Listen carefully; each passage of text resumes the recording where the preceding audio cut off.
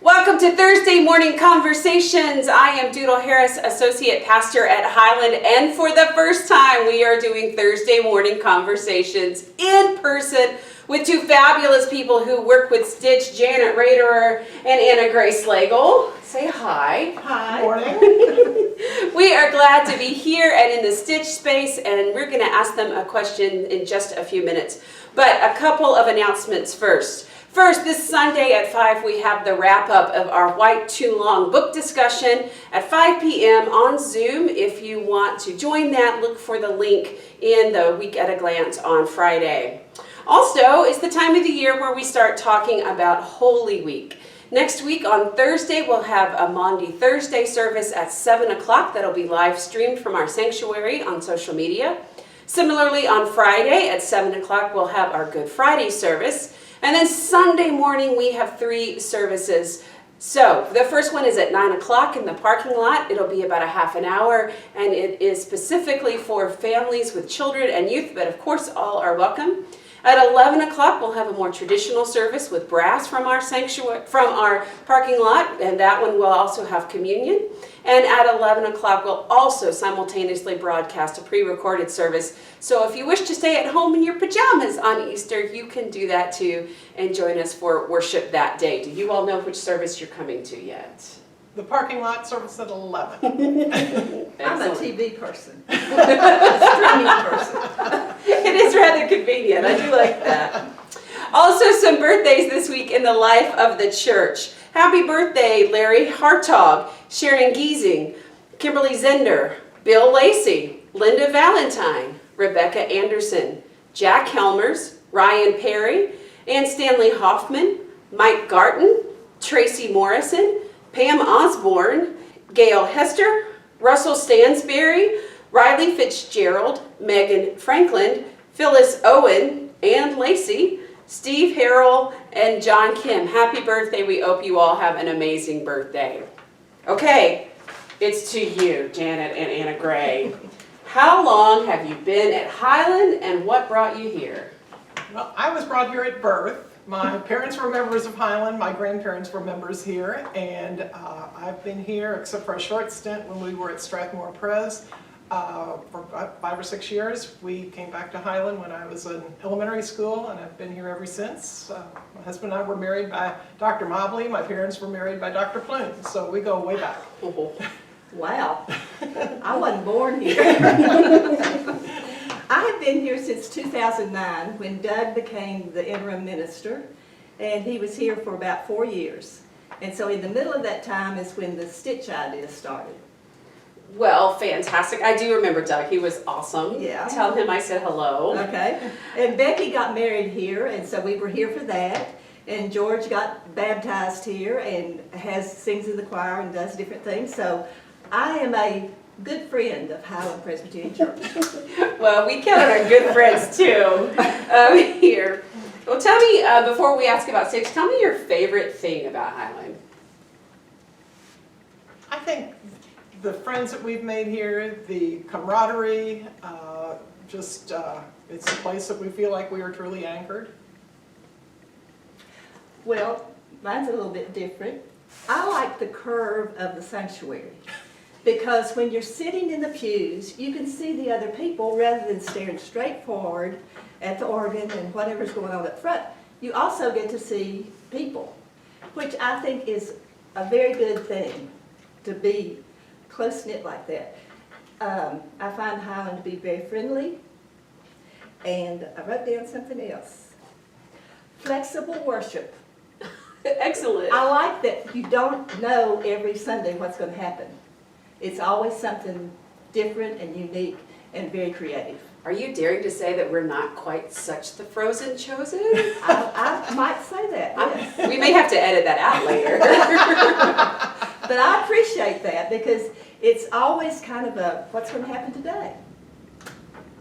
Excellent. And I also would add, not being a music person, I think the music here is just amazing. And for someone who has no musical talent or ability, it's just, the music is really special. You're going to be in the bell choir? I'm hoping I can ring bells. Even somebody that can't carry a tune. Can you read music? I can read music, yeah.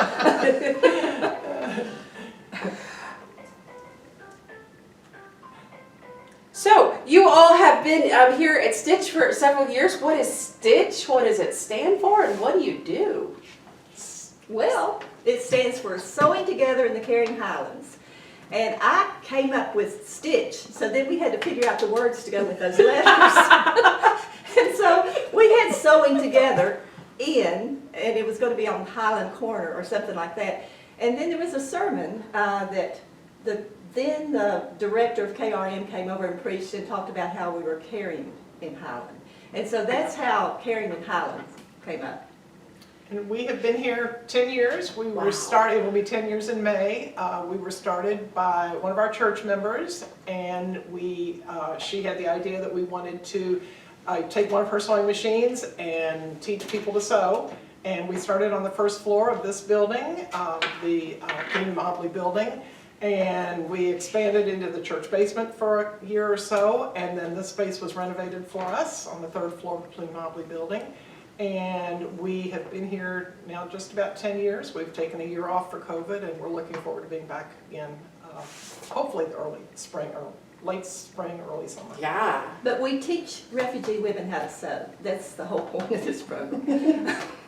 But in 2013, we started in 2011. 2013, one of the refugees had made something, and she said, "Can I sell this?" And I thought, oh, I hadn't thought about selling. So that took us in a whole different direction because we were meeting the needs of them getting together and getting to know other refugees because they come not knowing each other.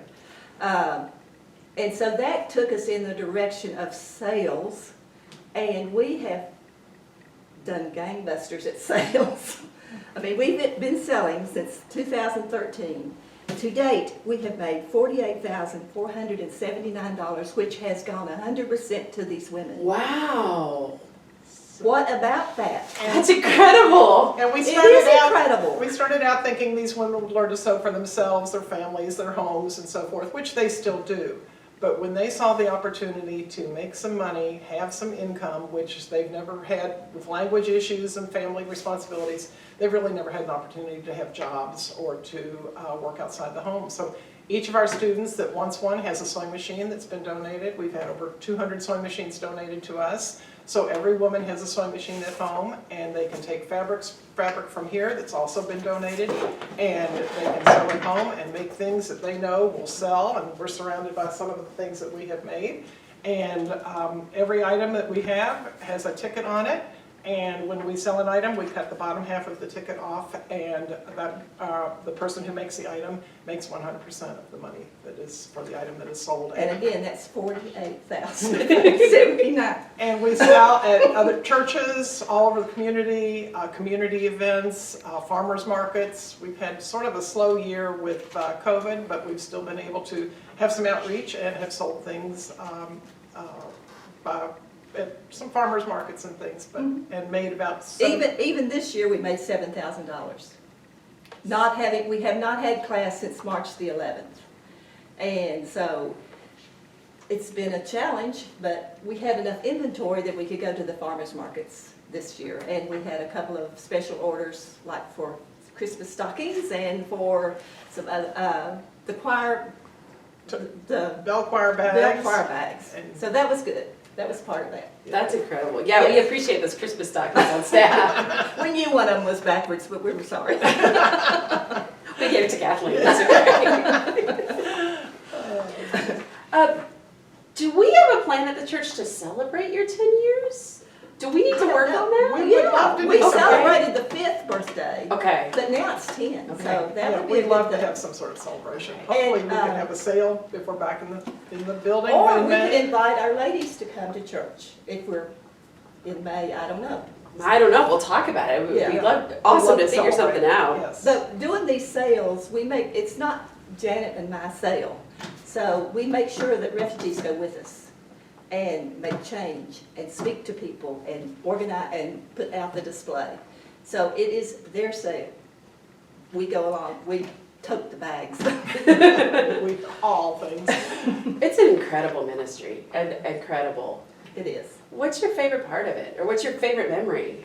I think for me, the favorite thing that we have done is taking our students to the state fair, to the textile department at the state fair. We didn't do it this year, of course, but for several years, we've actually taken sewing machines, taken several of our students, and they spend a morning or an afternoon demonstrating their talents, making tote bags. A lot of times they made our microwave bowl pot holders, which are huge sellers, very popular, and we have sold, how many of these, Anna Gray? About 1,754. So- Multiply that by $10 each. Wow. So anyway, it was just great fun to be able to take them to the state fair and to give them an opportunity not only to demonstrate their skills, but also to take some time and walk around and see the culture of what the We would have state half fair. of them sew while the other half went on a tour. And then they would switch. And one of my favorite things about that, going the first time we went, I said, now, it's going to be expensive to eat lunch out there, so bring something to eat, just something to eat. Well, in between the switching of the people coming back from the tour and those we were going to have lunch, one of the ladies pulled out a crock pot. And we all ate out of the crock. I had no idea she had the crock. I mean, they carry bags all the time, you know. And here she pulled out this crock pot. And we had the best lunch. Rice. But we didn't have any plates, so we had to go to Papa John's and get forks and paper plates and all this stuff. Vendors gave us But it was a surprise at the fair. Yeah. Another thing that happened is that one of our ladies, well, the ones who worked and had to be at home by 2:30, I took those people home in my car. Well, while we were riding to their houses, they changed clothes in my car, so everybody was changing clothes in the back. And I'm driving. But anyway, the last person to be let out said, Anna Gray, this was the best day of my life. And I said, well, Pernie, I am so pleased to have been part of your best day of your life. Why was this the best day? And she said, it was just so much fun, and so I just love seeing cows, and you know, and she just went on everything that she had seen. They rode the roller coaster, they did everything. And I said, well, that is so great.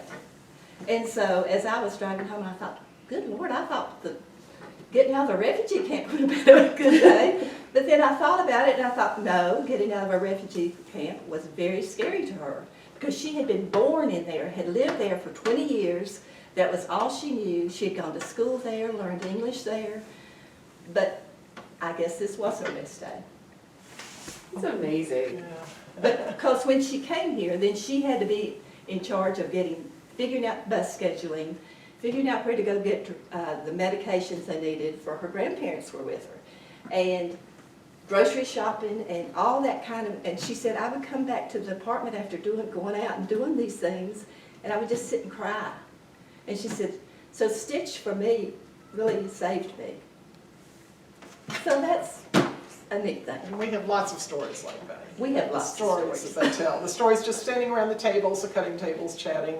Their English might be a little weak, but we get the conversations going for sure. We do a lot of pantomime.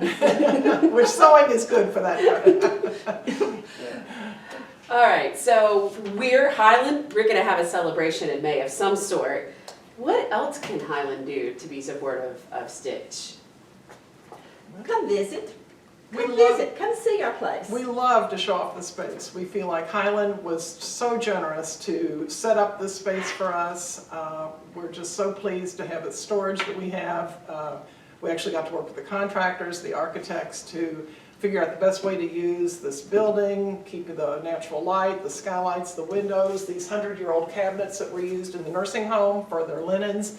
We were able to keep all of those things, and just to be able to have this space for our women to come to each week has just been amazing. But we feel very supported by Highland.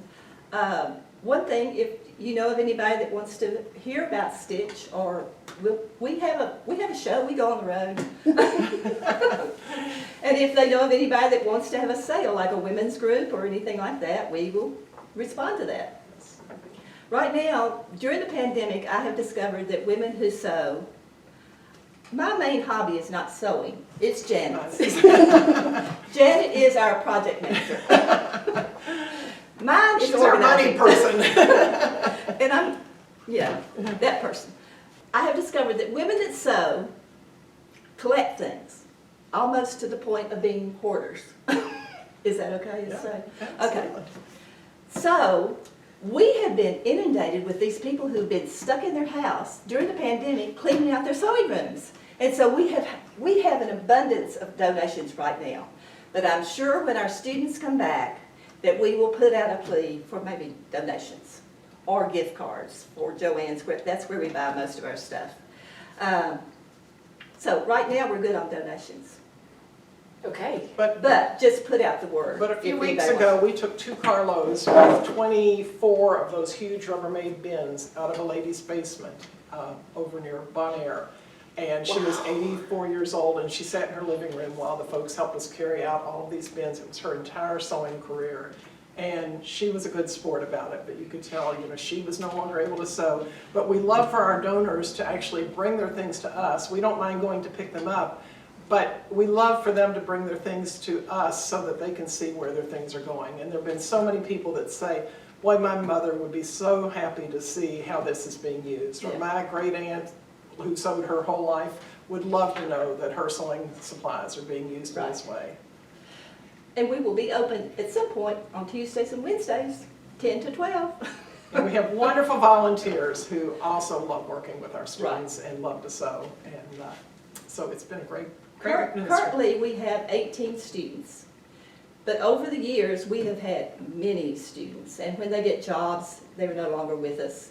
When they move to St. Paul or different cities, Cleveland, they've gone to different places, then they're no longer our students. And then when they get jobs, that is really important. Another thing about them getting money, it's money that they have earned and their husband doesn't control it, which is a big deal for them.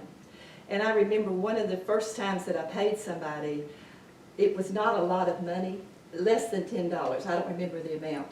But she took that envelope and just clutched it. She says, my own money. I have never had money. And I thought, oh dear, we are, it's such, every day you learn something. And you are just so appreciative of their lives and sharing it with them. That's amazing. You are transforming lives.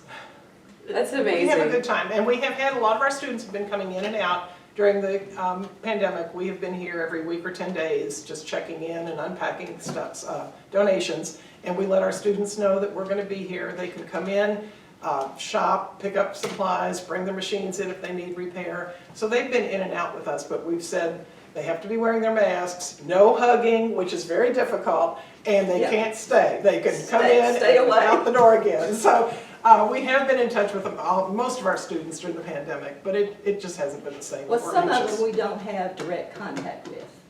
A lot of them I have their texts, so I text to them.